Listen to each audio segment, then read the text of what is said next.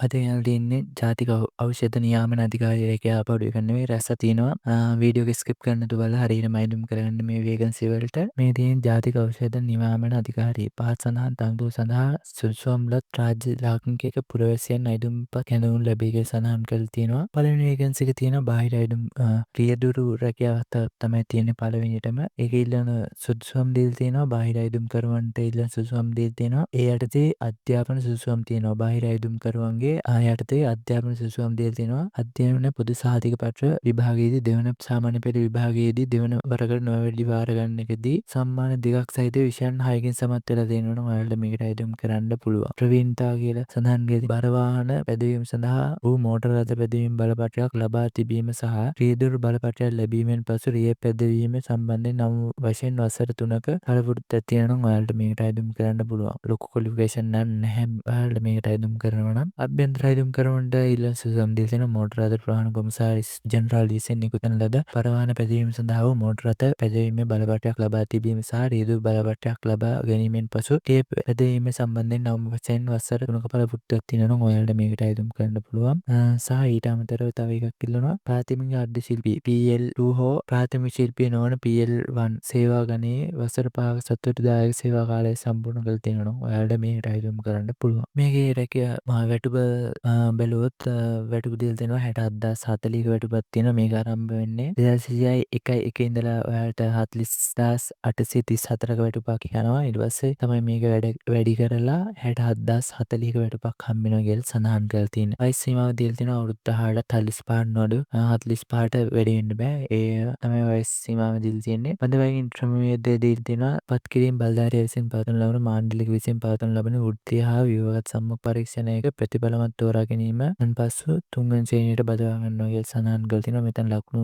ලබා දෙන විදිහක් දීලා තිනවා ඔයාලට බලන්න පුළුවන් ඊට පස්සේ දෙවෙනි එක දීලා තියෙනවා විදුලි කාර්මික පුරප්පාඩු එකක් තියෙනවා ජනරල් කාර්මික පුරප්පාඩු එකක් තියෙනවා සාස්ත්‍රීය සහකාර පුරප්පාඩු එකක් තියෙනවා ඒ ක්වොලිෆිකේෂන් දීලා තියෙනවා බාහිර අයදුම් කරවන්නට නම් තන්දුරේ කාර්යභාරයේ අදාළ කෘතිකා වෘත්තීය අධ්‍යාපන කොමිෂන් සභාව විසින් පිළිගන්නා ලද කාර්මික වෘත්තීය පුහුණු ආයතනයකින් නිකුත් කරන ලද ජාතික වෘත්තීය කුසලතා NVQ level 2 මට්ටමක් නොවැඩි මට්ටමක ප්‍රවීණතා සහතිකයක් තියෙනවා නම් ඔයාලට NVQ level 2 හෝ ඊට වැඩි සහතිකයක් තියෙනවා නම් ඔයාලට මේකට අයදුම් කරන්න පුළුවන්. අභ්‍යන්තර අයදුම් කරවන්නට නම් මේ ක්වොලිෆිකේෂන් දෙකක් දීලා තියෙනවා. ඒ දෙකෙන් එකක් තමයි ඕනේ. පළවෙනි ක්වොලිෆිකේෂන් එක බැලුවොත් අදාළ ශ්‍රේෂ්ඨ වසර 5ක පළපුද්දක් සහ කාර්මික විද්‍යාලයකින් වෘත්තීය පුහුණු ආයතනයකින් අදාළ තන්දුරේ කාර්යභාරයට අනුකූල වන වෘත්තීය පරීක්ෂණ ට්‍රේඩ් ටෙස්ට් දී තහවුරු කෙරෙන ජාතික වෘත්තීය කුසලතා NVQ level 2 මට්ටමක නොඅඩු මට්ටමක ප්‍රවීණතා සහ ප්‍රවීණතාවේ සහිත ප්‍රාථමික ශිල්පිය නොවන සේවා ගණයේ සේවකයෙක් වෙනවා නම් ඔයාලට මේකට අයදුම් කරන්න පුළුවන්. ඔයාලට මෙතන ඇවිල්ලා කියව ගන්න පුළුවන්. මේ ඉල්ලන සුදුසුකම් මොකක්ද කියලා හරියටම.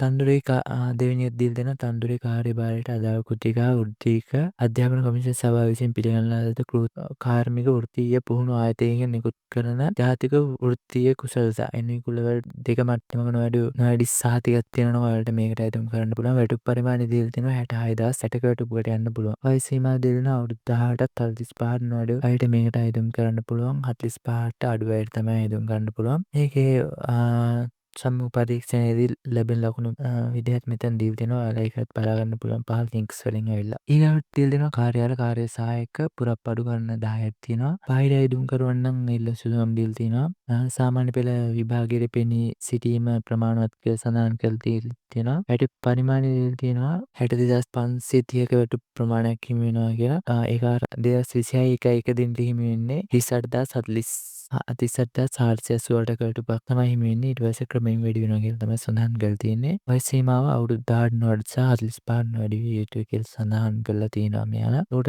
මෙතන යාලා සම්මුඛ පරීක්ෂණයේදී ලකුණු ලැබෙන විදිහත් යාලා සඳහන් කරලා තියෙනවා. ඔයාලා ඒකත් බලා ගන්න පුළුවන්. වෙනත් කාරණු විදිහට සඳහන් කරලා සෑම අයකම ශ්‍රී ලංකාවේ පුරවැසියෙක් වෙන්න ඕනේ. තන්දුරට පැවරෙන කාර්යයන් මැනවින් ඉටු කරන්න පුළුවන් වෙන්න ඕනේ. දිවයිනේ ඕනෑම ප්‍රදේශයක වැඩ කරන්න හැකියාවක් තියෙන්න ඕනේ. විශිෂ්ට තත්ත්වයකින් යුක්ත වෙන්න ඕනේ කියලා සඳහන් කරලා තියෙනවා. මේක ක්ලෝසින් ඩේට් තියෙනවා 1/22 1/22කට කලින් ඔයාලා මේකට එවන්න ඕනේ. මෙතෙන් දීලා දෙනවා ප්‍රධාන විධායක නිලධාරී ජාතික ඖෂධ නියාමන අධිකාරිය රාජ්‍ය ඉන්ජිනේරු සංස්ථාව ගොඩනැගිල්ල දෙවන මහල අංක ලිපිනයට ලියාපදිංචි තැමෑලෙන් යොමු කරන්න ඕනේ කියලා තමයි සඳහන් කරලා තියෙන්නේ. මෙතන දීලා තියෙනවා එයාලා ඇඩ්‍රස් එක ඔයාලට හරියටම බලගන්න පුළුවන්. හරි ඊට පස්සේ ඔයාලට මෙතන මේක ඇප්ලිකේෂන් එකක් දීලා තියෙනවා. මේ තියෙන ඇප්ලිකේෂන් එක. ඒක ඩවුන්ලෝඩ් කරන්න ඕන නම් මේ මං ලින්ක් එකක් දීලා තියෙනවා. මෙතන සිංහල ගැසට් එක ඩවුන්ලෝඩ් කරගන්න පුළුවන්. ඊට පස්සේ මෙතන සිංහල ඇප්ලිකේෂන් එක තියෙනවා. ඒක ක්ලික් කරාම ඔයාලට මෙතනින් මෙන්න මෙතනින් ඩවුන්ලෝඩ් කරගන්න පුළුවන් ඔයාලට. මෙතනින් ඔයාලට ඩවුන්ලෝඩ් කරගන්න පුළුවන් සිංහල ඇප්ලිකේෂන් එක. මේ වීඩියෝ එක තමයි අදගෙන ආවේ. මොකක් හරි ඩවුට් එකක් තියෙනවා නම් පහල